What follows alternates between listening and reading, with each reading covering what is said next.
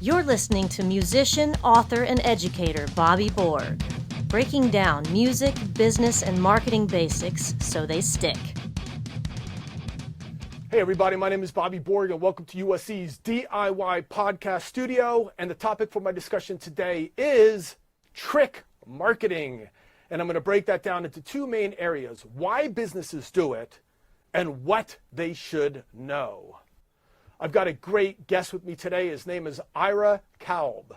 And Ira Kalb is a professor of marketing at USC's Marshall School of Business, where he won the Golden Apple Teaching Award 4 times over 10 years. An incredible feat. He is also the owner of Kalb and Associates and a musician, woodwind player too. So, hey everybody, something I call trick marketing is where companies actually use unscrupulous techniques to try to get you to click on a link or to get you to go to their website. And to give you a couple of examples, it might be that envelope in the mail you get that looks really official and it says urgent, and then you open it and it's just a credit card offer. Or maybe that fantastic YouTube title where you click on it and then you're like, what? This has nothing to do with with the title, and they just did that to get you to click on the video. You guys know exactly what I'm talking about. So what we're going to do today is we're going to talk about why do companies, and so many companies, resorts to this type of marketing, because it certainly doesn't build any trust with me, and what these companies need to know. So again, I've got a great guest with me today, and I forgot to mention that Ira Kalb has been even knighted for his work in Finland. Is that correct? Knighted here, but by the Finnish government. Wow. So royalty then, right? Yeah, actually I was knighted in Finland, because when you're knighted in the Consul General's residence, that's considered part of the country. Right. So we have the very best in marketing here to talk to us today. So this brings us to topic number 1. So Ira, why do businesses do it? It annoys the crap out of me, and every time I get sort of fooled into it, I'm thinking, do these guys think that I'm going to be a long-term customer of them? I mean, so why do companies do this? You mean hire trick marketing firms? Or no, why do people, either these companies hire trick marketing firms or they do it themselves. But, you mentioned to me in a meeting the other day that you thought it could be, number 1, they don't understand marketing. Number 2, it could be that they're just unethical. And number 3 is that they have short-term goals and they're not thinking long. Well, that's it. Yeah, that's what.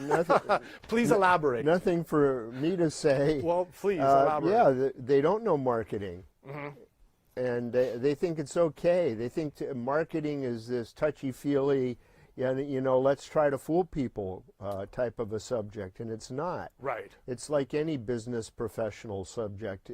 You're not going to be gaining the trust of anyone if you try to trick them. Right, exactly. And the whole thing about business, if you want to have customers and you want those customers to tell their friends that you're a great company, you've got to be a great company. You can't trick them. You've got to help them. Right. And the focus should be on the customer, not on yourself.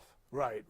Well, it's so amazing how many people do this. I mean, it's ridiculous. You can't go through a day without someone trying to pull one of these things on you. So, is it just that they don't care about the ethics, or? Well, yeah. I mean, some of them don't care about ethics. Yeah. They don't know what ethics is. Right. They think that everyone's doing it. This is their justification. Everyone's doing it, so I might as well do it too. Right. I mean, haven't you heard that phrase? Yes. Unfortunately, I have. Yeah. So just because everyone else is not doing that, I would never do that. I want to compromise my integrity to get a couple of pennies or a few dollars from somebody. Right. You want to show them that you're someone that does what he says he's going to do, and that you do it right. And if for some reason they don't like what you do, I don't even charge them. If they tell me I don't like what you did, I said fine. I won't charge you. I see. Yeah.